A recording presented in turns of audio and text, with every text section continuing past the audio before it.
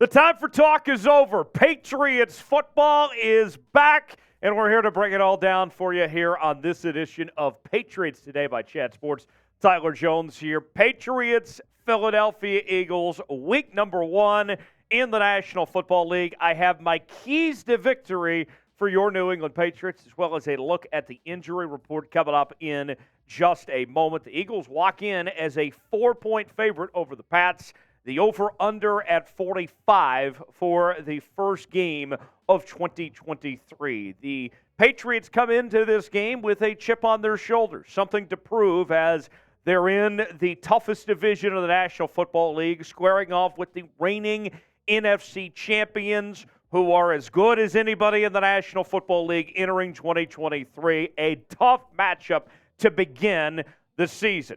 With that, we have a sub-battle going on this week between Patriots Today and our Eagles Now channel. I would love to beat them in new subscribers this week. They got a little bit of an edge right now, but we can catch up to them. Sub for dubs, join the family, and subscribe now to Patriots Today for the latest happenings on your favorite team. We got you covered each and every day here on Patriots Today by Chat Sports. The injury report for New England. We start with Reiff, who is out. He goes to the PUP list with a knee injury. He'll miss at least the first 4 games of the season. DeVante Parker is questionable with an undisclosed injury, while Demario Douglas has a shoulder injury. He's questionable as well. Cole Strange with a leg injury. He's questionable. Jonathan Jones with an undisclosed injury. He's questionable. And Mike Gesicki with that shoulder injury makes him questionable as well. But where we want to turn our attention to is the status of JuJu Smith-Schuster, as NFL Insider Albert Breer from Sports Illustrated told NBC Sports Boston over the weekend that JuJu, his knee, is a mess and could explode at any point. Now, this was pretty bizarre to hear this news, and certainly alarming considering how much money the Patriots are paying JuJu now to be one of their top targets in replacing Jacoby Myers. And I got to tell you, just hearing this story was a little bizarre, to say the least, that they would have this come out. With that said, JuJu responded to the reports about his knee, saying, "I don't think my knee is a ticking time bomb. If anything, it's something that's getting stronger every day." So positive spin from JuJu Smith-Schuster. I'll say this. I'm not concerned about JuJu's knee right now at this very moment, but it's going to be something to monitor as the season goes along, if it becomes an issue or not for this New England Patriots team. There's even talk that they might have to keep an extra receiver on the roster for the entire year just because of the situation with JuJu's knee right now. So something to monitor, but not a problem just yet for the New England Patriots. What's your concern level for JuJu's knee right now, where things stand? Scale it for me in the comment section, 1 through 10, where your concern level is, and let me know what you think in the comment section below. Now, my keys to victory for your New England Patriots. Let's start with the offensive line, winning at the line of scrimmage and protecting Mac Jones. It's been one of the themes of this offseason for this New England Patriots team, is trying to get better on the offensive line. And we mentioned the injury to Reiff. That doesn't help things. And you made some additions with some new offensive tackles and trades within the last week or so. But the truth of the matter is this. When you look at the statistics of what the Patriots did in the preseason, granted mostly second and third teamers, it was still alarming. The Patriots in 3 preseason games allowed a total of 11 sacks in those 3 preseason games. That's unacceptable. That's not going to fly. It doesn't matter if it's Mac Jones, Bailey Zappi, Matt Corral, whoever. You are going to get your quarterback killed if he is hit as much as they were in the preseason to that amount. That isn't going to work. The Patriots' offensive line has some major question marks heading into 2023. This is the lineup that we expect to see coming up on Sunday, with Calvin Anderson sliding to the right tackle spot. David Andrews, of course, still there. We'll see about Cole Strange. We mentioned that he's questionable, but I'll say this. It is alarming, to say the least, for this New England Patriots team headed into this week with where that offensive line is and just how much they've struggled to protect here in the first couple of months leading into the season. Today's show is presented by BetUS, the exclusive sportsbook partner of Chat Sports. If you go to chatsports.com/bet, enter the promo code CHAT125, you will get a 125% deposit bonus. Put $100 down, you get $125 to spend for free at chatsports.com/bet. Promo code CHAT125 at checkout. The odds for this weekend's game, the Eagles a 4-point favorite, over-under at 45. Get your bets in. Put all your money down on those New England Patriots as well as other games across the National Football League. Maybe you want to bet on some other sports like your Boston Red Sox and the MLB side as well. Chatsports.com/bet is where you can do it. Promo code CHAT125.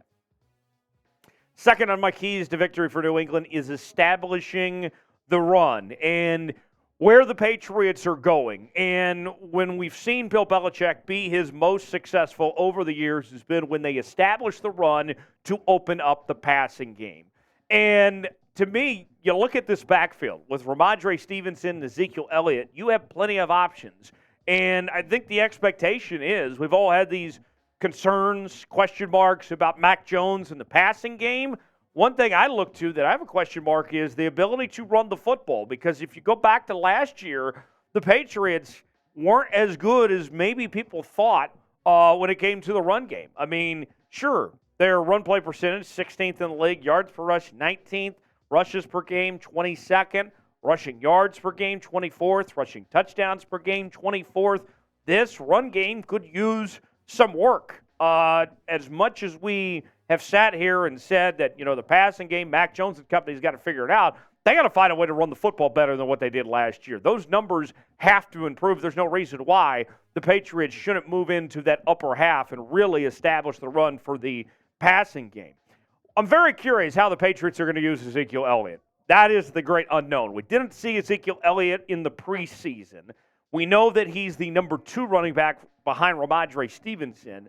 And if you were to ask me, I would think that Zeke is going to be a short yardage back used on 3rd and short, 4th and short, those opportunities, because he obviously doesn't have the speed that he once did, but he's still very capable. You look at these statistics for Ezekiel Elliott the last few seasons, and we mentioned him losing a step. His yards per carry was the lowest of his career last year, 3.8 yards per carry, but still managed to get 12 touchdowns with 876 yards. You can do that 1-2 punch thing where Stevenson carries the majority of the workload, but still work Ezekiel Elliott in to be that short yardage back. I think that's going to be your best hope to make this work between the two, but ultimately we'll see what the Patriots put together when it comes to Zeke. Who's the player to watch for on Sunday versus the Eagles? Give me one name. I told you Ezekiel Elliott. Give me another. Let me know in the comments section who that player is. Let's go to the defensive side of the ball for our next key to the game now, and we turn our attention to making Jalen Hurts uncomfortable. Jalen Hurts was fantastic in 2022 as he led the Eagles to the Super Bowl, was second in the MVP race. Had he stayed healthy in the regular season, he very well might have beat Patrick Mahomes out to win the MVP award last year. And the thing that the Patriots did best among anybody in the National Football League last year, or of what they did best among this team, was getting pressure, creating sacks, and getting to the quarterback. And last season, they had the second highest sack rate of any team in the league at 8.31% per play, which was phenomenal. And, I put it this way, everyone knows the Michael Scott Kiss method, right? Keep it simple, stupid. For the Patriots, it's back to the bread and butter when it comes to this defense of getting pressure on the quarterback and making him feel uncomfortable there. You look at the sack leaders, and these guys, from Matthew Judon on, there's no reason why they all shouldn't pick up from where they left off last year and be able to have that impact and create pressure. And Jalen Hurts, this is going to be a guy that's going to move out of the pocket. He's going to be scrambling a lot. You need to get to him early and make him feel that pressure right away, get him uncomfortable. Might always not result in a stack, but at least put him in tough positions to throw the football. That'll make a difference there. Number 4 on my keys to victory for your New England Patriots is playing mistake-free football. Here's the deal. You look at this Philadelphia Eagles team.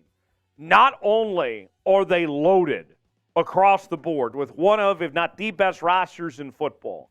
But what they did a really good job of last year was not getting in their own way, other than shout out James Bradbury in the Super Bowl.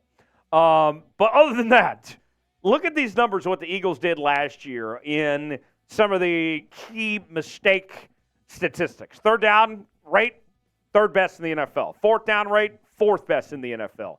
Turnover margin, third best. Penalty yards, they were second in the league. So this was a Eagles team that took care of business, that did the little things right. It wasn't just the talent.